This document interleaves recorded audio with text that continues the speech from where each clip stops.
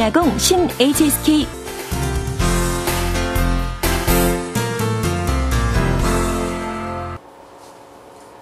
大家好，我是专门讲新汉语水平考试的梁老师，很高兴在网上见到你们。여러분 안녕하세요. 해코 양영호입니다. 자, 지금 저희가 보고 있는 것이 2013년 5월달 6급 독해 1부분 기출 문제를 조금 변형을 해서 가장 어려워하는 독해 1부분을 어떻게 풀어야지 제대로 잘 맞출 수 있는가를 연습하고 있습니다. 제가 풀어주는 내용을 보면서 또 스킬들을 보면서 아하, 독해 1부분은 이렇게 풀어야 하는구나 라고 배우시면 되겠고요. 이 한 번의 강의로 인해서 독해 1부분 해결되지는 않습니다. 왜냐면 문제 유형이 많기 때문이죠. 자, 그렇다면 우리가 이 시간을 통해서 꼭 기억해야 될 것은 독해 1부분 문제 풀 때는 반드시 두 가지를 기억하자. 첫 번째, 문제 유형을 기억하자. 어떠한 문제 유형이 있는가? 나 이러한 문제가 있다. 수로가 빠진 수로의 누락 문제가 있다. 수로나 목조구하고 호응이 안 맞는 술목 혹은 동목이라고 해요. 불호응 문제가 있다. 이것을 알고 봐야 되는 거죠. 우리가 어떤 사람을 판단할 때 저 사람은 나쁜 사람이라고 들었으면 어때요? 그 시각을 갖고 그 사람을 보게 되겠죠. 편견을 갖고 문제를 접근하라. 문제 풀 때는 그게 정답입니다. 알겠죠? 문제 유형을 익히고 문제를 풀자. 두 번째, 자, 문제점을 한 문장이 어병, 그러니까 오류가 있는지 없는지 어떻게 알 수 있냐? 첫 단수이면서 가장 중요한 게 있는 그대로 해석을 통해서 해석을 해봤더니 어색함을 느낀다. 이걸 통해서 문제점을 찾을 수가 있거든요. 근데 여기 해석할 때도 좀 중요한 게 있는 그대로 직역을 하자. 번역이 아니고 어때요? 있는 것은 그대로 해석을 하되 없는 것은 해석하지 마세요. 이것이 직역입니다. 번역이 아닙니다. 번역은 우리말스럽게 다시 우리말로 듣기 좋게 해석을 하는 것이고요. 직역은 있는 그대로. 아시겠죠? 자, 앞 강좌에서 이미 충분히 설명을 했습니다. 같이 연결해서 들으시면 제가 무슨 말하는지 더 잘 이해가 될 거고요. 자, 그러면 문제로 한번 보겠습니다. 자, 56번 문제인데요. 여기 보시면 일단은 여러분 문제를 알고 접근해 볼게요. 접속사의 오용 문제가 나와요. 이게 의미하는 게 뭐냐? 그럼 접속사가 쓰여진 문장이다. 그럼 그 접속사가 맞는지 틀렸는지 의심을 하라. 여기부터 시작이 되는 거죠. 이 문제에서 난이도 하 정도가 됩니다. 근데요, 저희 판단이지만 실제로 학생들은 많이 틀립니다. 자, 볼게요. 보시면은 이오나 운에는 자, 인위에 짜이가 들어가면 뭐가 들어가냐면 여러분 6급에서는 고정격식이 그렇게 중요해요. 알겠죠? 짜이 누게 방면입니다. 在什么什么的方面 하면 어떤 방면에 있어서 자, 음악과 미술 등 방면에 있어서 운에는 음악과 미술 등 방면에 있어서 있다, 较大 优越性 优越性 우월성 어색하죠. 우월성하다. 보통 우리가 몸매가 우월하다, 유전자가 우월하다 이렇게 해서 优越性이 좀 어색하다고 느낄 수가 있는데 그렇지 않습니다. 중국어에서는 优越性 하면 우위 혹은 강점이라는 뜻으로 쓰기 때문에 틀린 게 아니에요. 자, 이 방면에서 운해가 이 방면에서 비교적 강한 강점을 가지고 있다. 자, 여러분 절이 끊겼죠. 앞절, 뒷절. 중국어에서는 분구라고 얘기하는데요. 절이 바뀌면 그 절의 의미상 연결을 자연스럽게 하기 위해서 접속사라는 게 들어간다. 인널이 들어간 거죠. 여러분 인널이 무슨 뜻이냐? 일단 문제 유형 중에서 접속사 오형 문제가 있기 때문에 인널을 보자마자 의심을 하자. 이게 제대로 썼는가? 자, 인널의 뜻이 뭐였어요? 인츠, 소위와 유사어죠. 따라서라는 뜻입니다. 따라서니까 뒤에는 뭐가 와야 돼요? 뒤에는 결론이 혹은 결과가 와야 되겠죠? 그러면 그 앞에는 뭐가 오냐면 원인. 이 오는 것이죠. 그럼 우리가 확인할 것은 이 따라서 뒤에 이 내용이 결과의 내용이 맞는지 아닌지 보자는 거죠. 이날 따라서 타여 그것은 문해를 밝히죠. 뭐가 가지고 있다? 감성과 직관의 특징을 가지고 있다. 자, 다시 볼게요. 앞에는 뭐예요? 운해는 음악, 미술 등에서 강점이 있다, 우위를 점하고 있다라고 했고, 그 다음에 그것은 감성과 직관의 특징을 가지고 있다라고 합니다. 그러면 어때요? 얘가 과연 앞 내용의 결과의 내용입니까? 아니죠. 강점을 가지고 있으려면은 그 이유가 뭐냐면은 운해라는 것이 감성과 직관의 특징이 있기 때문이죠. 그렇죠. 맞습니다. 따라서 이 inner이 잘못 쓰여진 겁니다. inner 한 글자만 바꾸면 뭐가 돼요? 원인을 꿀 수 있는 접속사? 그렇습니다. inway가 있지요. 그래서 이 문제는 inway로 바꿔야지 옳은 문장이 되는 겁니다. 다시 inway를 넣고 우리가 한번 해석해 볼게요. 운해는 음악과 미술 등 방면에서 비교적 강한 우위를 가지고 있는데, 왜냐하면 inway 바꿨습니다. 이걸로. 왜냐하면 타 운해는 감성과 직관의 특징이 있기 때문이다. 있기 때문에 우위를 점하고 있다라고 얘기할 수가 있겠죠. 아시겠죠?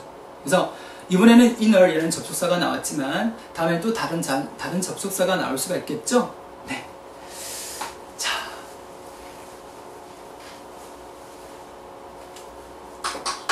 자, 이번에는요. 이거는요. 진짜 매번 빠지지 않고 나오는 문제 유형입니다. 불필요한 어휘 사용. 저는요. 이걸 일단 얘기할게요. 자, 난이도는 중 정도가 됩니다. 자, 볼게요. 일단 있는 그대로 해석을 하자 그랬습니다. 그럼 문제 유형 중에서 불필요한 어휘 사용 문제가 있기 때문에 불필요하게 들어간 부분이 있나 없나를 의심을 가지고 보자라는 겁니다. 자, 볼게요. 후통, 골목은 시이다. 指 무엇을 가리킨다? 그럼 시즈가 거의 한 단어로 많이 써요. 그럼 A는 시즈 B, A 시즈 B라고 하면 A는 B를 가리킨다가 되는데요. 이걸 한 단어라고 생각하셔도 무방합니다. 자, 볼게요. 골목은 이다. 보세요. 청전, 도시나 혹은乡村, 시골의 主要街道之间的 주요 길, 주요 도로 사이에 있는 比较小的 비교적 작은 街道 거리, 길. 그 다음에 叫 뭐뭐라 부른다? 巷 원래 골목이라는 뜻입니다. 여러분 잘 보세요. 여기서 시즈라고 얘기해 놓으시면은 무엇을 가리킨다라고 했으므로 명사성으로 떨어지는 게 맞거든요. 무엇을 가리킨다? 그 사람을 가리킨다.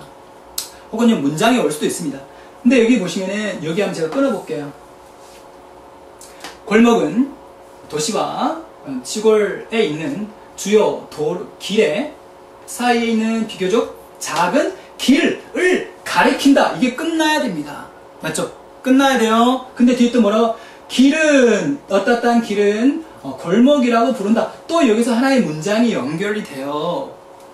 다시 말하면 街道가 시즈의 목적어로도 쓰였고 마지막에 또 叫 뭐뭐라고 부르다의 주어로도 쓰여지고 있습니다. 두 번의 기능을 하고 있습니다. 물론 목적어이면서 주어 역할을 하는 겸어라는 게 있습니다.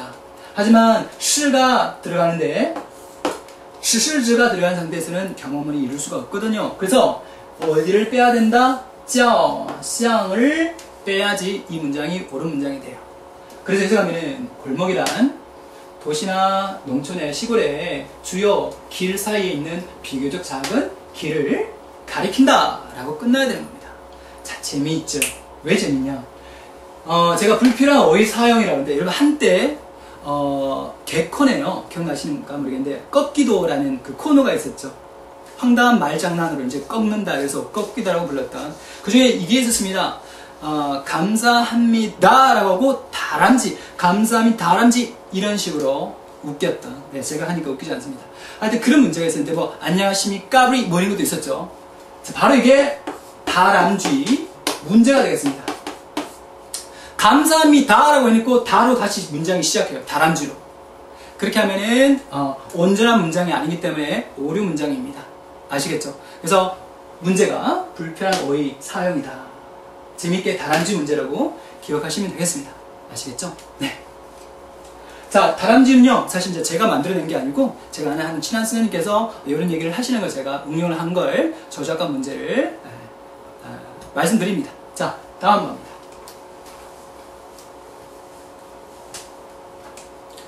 자, 다음 볼게요. 빼이짬은 어순. 폭넓게 보면은 어순 문제가 되겠고, 좁게 보면은 빼이짬의 특징 이해가 되겠는데, 자, 상중하 중에서 중정도가 되겠습니다. 한번 볼게요. 땅, 뭐뭐 할 때라는 뜻이죠. 따종, 대중들이, 주부, 점차,接受, 받아들일 때. 자, 뭘 받아들일까? 자, 마지막 끝에 있는 이겁니다. 관念, 그러니까 보통 우리가 接受 관念이라고 하면 받아들이다 어떠한 관점을 이런 뜻이거든요. 그러면 이 중간에 있는 얘들은 다 누구를 수식한다? 관념을 수식하는 거죠. 그렇게 이렇게 해석이 될 수 있습니다. 대중들이 점차적으로 조금씩 어떠한 관념을 받아들이고 있을 때라고 크게 해석이 되는 겁니다. 자, 그리고 여기 잘 보세요. 지금 빼이가 여기 있는데 纸质书 하면은 종이 재질의 책, 종이책이 되겠고요. 将要 장차 뭐뭐일 것이다. 被取代 이러면 取代가 뭐냐? 대체하다 라는 뜻입니다. 다시 해석해 볼까요? 종이책은 장차 대체될 것이다. 전자책을 자, 取代 뒤에 介字수가 나오니까 해석이 어떻게 되냐면은 전자책을 대체할 것이다 라고 해야 되는데 앞에 또 빼이가 있단 말이에요. 그러면 전자책에 의해서 대체될 것이다 라고 해석해야 맞는 겁니다. 여러분 이상한 점 찾으셨어요? 그렇습니다. 바로 이 介字수가 取代 뒤에 오면 안 되고 어디 와야 될까요? 이걸 이런 거죠. A는 빼이 좀 더 잘 보이게 여기서 끌게요. 네. A가 빼이 B 取代 만일 A가 B에 의해서 대체가 된다라는 문장을 만들 때는 A는 B, 자, B에 의해서 대체가 된다라고 얘기를 해야 함에도 이 문장에서 어떻게 되냐면 电子수가 B에 해당되는 电子수가 取代 뒤에 왔네요. 어디 와야 돼요? 그렇습니다. 被电子수 取代라고 합니다. 그래서 다시 해석해 보면은 사람들이 점점 받아들인다. 무엇을? 종이책이 장차 누구에 의해서 电子수에 의해서 取代 대체될 것이다 라는 관념을 받아들이고 있을 때라고 해석이 되는 겁니다. 사실 뒤에는 뭐 문제의 포인트가 아니니까 해석을 생략하도록 할게요. 알겠죠? 그래서 빼이자문도 빼이가 나오면은 이것이 과연 위치가 바로가 된 건지 A가 B에 의해서 동사 당한다 라는 의미가 맞는지 확인해야 돼요. 근데 폭넓게 본다면 이것을 빼이자문이라고 보기보다는 논리상의 오류로 그러니까 해석을 했는데 의미가 안 맞는 거예요. 있는 그대로 제가 다시 해석해 볼게요. 거기서부터 이상한 점을 발견해야 되거든요. 그러니까 있는 그대로 직역을 하는 게 그렇게 중요한 거예요. 자, 볼게요. 점차 받아들이고 있을 때 뭘? 종이책이 장차 대체당할 때 전자책을 대체당한다? 말이 안 되는 것이죠. 다시 한번 생각해보니까 전자책에 의해서 대체를 당한다 라고 해석해야 맞는 거구나. 이걸 또 이제 그런 의미겠구나 라고 생각해서 이 위치에 있어서 문제가 됨에도 불구하고 자기가 알아서 옳게 해석해버리면 안 됩니다. 아시겠죠? 좋습니다. 다음. 자, 이번에는요, 불필요한 어휘 사용 똑같이 나왔는데, 아까도 불필요한 어휘 사용 문제를 한번 풀었었죠. 기억나십니까? 여기가 있었죠. 그죠? 57번 문제. 叫, 쌍이 있었습니다. 자, 이번에는 또 다른 불필요한 어휘 사용 문제 보겠습니다. 보세요. 있는 그대로 해서 가자. 只为, 지기가, 越高, 높을수록, 并, 결코 아니다. 一定, 越幸福, 꼭 반드시 행복한 것은 아니다. 그 다음에 调查表明 조사에서 나타내기를 女性 여성은 在하고 누가 호응한다 그랬어요? 방면하고 호응한다 그랬죠? 생활과 업무 방면에 있어서 이렇게 끊을게요. 感受到的 느낄 수 있는 행복감은 자, 高위 라고 했네요. 여러분 高위 보이십니까? 자, 이때는 위는 무슨 뜻이에요? 그렇습니다. 비교를 나타내는데 뭐뭐뭐보다 라는 뜻이에요. 알겠죠? 高위 뭐뭐보다 높다. 여성들이 느끼는 행복감은 남성보다 높다라고 해석이 되네요. 근데요, 남성 위보다 높다라고 해버렸습니다. 뭐가 불필요한 어휘다? 그렇습니다. 智상이 필요 없는 거죠. 얘는 빼자, 나가라 이렇게 되는 겁니다. 어때요, 여러분들? 불필요한 어휘 사용 문제 유형이 있다라고 생각하면 해석을 했을 때 좀 어색함을 느껴요. 괜히 중복되는 느낌이 들기 때문에.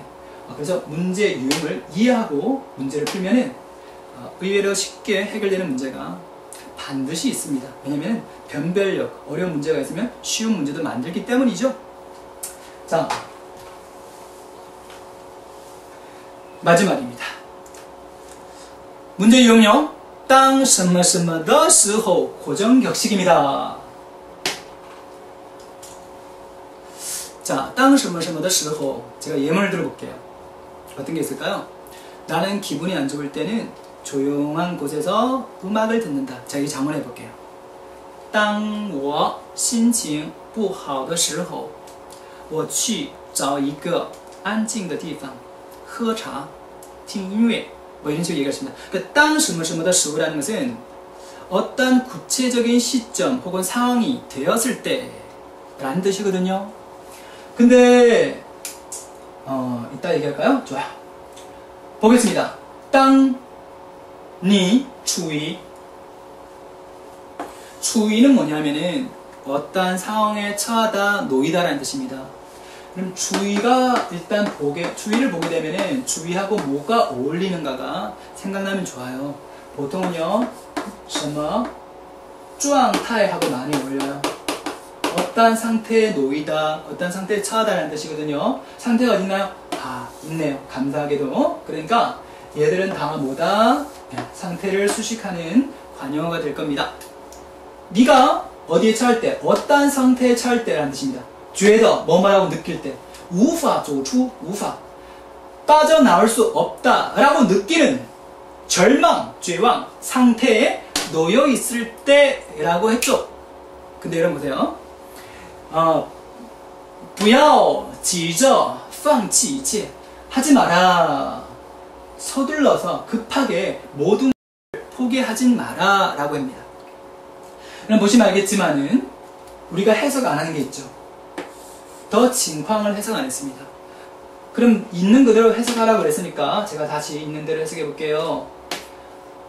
벗어날 수 없다라고 느끼는 절망적인 상태의 상황에 처해 있을 때 어때요? 해석이 역시입니다. 주의, 징황 역시 호응이 되는 단어거든요.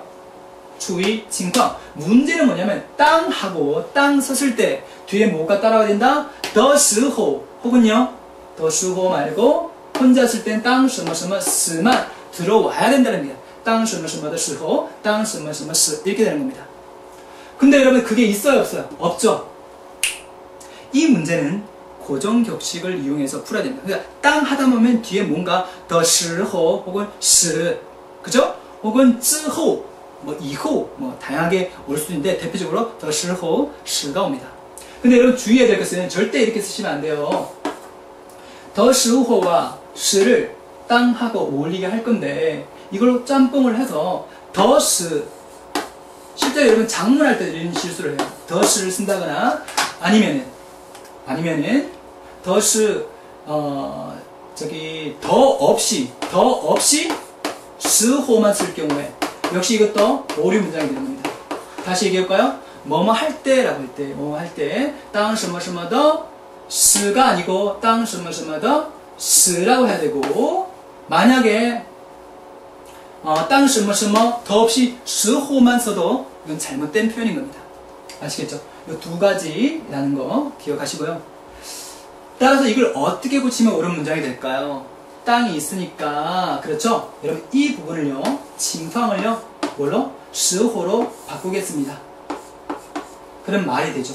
当什么什么的时候 그래서 전체적으로 해석하면은 당신이 벗어날 수 없을 것 같은 절망 상태에 놓여 있을 때 절대로 다급하게 성급하게 포기하지 마라 이런 표현이 되는 겁니다. 아시겠죠? 그래서 여러분 이번 파트에서 제가 여러분들 다시 이제 추가적으로 당부 드리고 싶은 것은 6급에서는요 고정격식을 중심으로 단어를 외워야 돼요. 그렇게 하면 작문에도 도움이 되고요. 고정격식이라 하면 아까 제가 처음엔 이제 1파트에서는 在什么什么方面 어떤 방면에 있어서 기억나시죠? 이런 거 아니면 当什么什么的时候 혹은 当什么什么时 이런 식으로 외워야 됩니다. 그러니까 단어가 아니고 덩어리로 외워야 되는 거죠. 그렇게 하면 속독도 할 수 있게 되고 나중에 작문할 때도 많이 수월해질 수 있습니다. 아시겠죠? 자, 그래서 여러분들 우리가 쭉 풀어봤던 것이 2013년 5월달 기출문제를 변형한, 그러니까 출제 포인트는 그대로 살렸었어요. 어휘나 좀 내용을 조금 바꿨습니다. 그래서 여러분들이 실제 문제를 하나 풀어보는 거랑 똑같아요. 그래서 선생님은 이런 식으로 문제를 푼다, 또 이런 식으로 문제를 풀어야지 잘 풀 수 있다는 것을 간접적으로 체험했을 겁니다. 자, 다시 한번 정리하면은 독해 1번은 어떻게 푼다? 일단은 문제 유형에 대해서 파악을 하라. 어떠한 문제가 있다라는 거. 이미 제가 한 6, 7개를 이 문제를 통해서 문제 유형을 소개해드렸습니다. 그리고 참고로 이 책이 참 좋은 책입니다. 네, 훌륭한 책입니다. 전문가들이 추천하는 책입니다. 아주 정리가 잘 되어 있습니다. 네, 참고하셔도 좋을 것 같고요. 그 다음에 두 번째, 있는 그대로 해석하라. 없는 걸 해석하지 말고 있는 그대로 해석하라. 없는 것을 해석하지 마라. 번역하지 마라. 직역하라. 직역은 어떤 거다? 있는 그대로 해석을 하되 없는 것은 해석하지 마시라 라는 겁니다. 자, 여러분들 오늘 유익한 시간이 되셨으리라고 확신합니다. 다음 시간에 또 좀 더 좋은 내용으로 찾아뵙겠습니다. 수고하셨습니다. 再见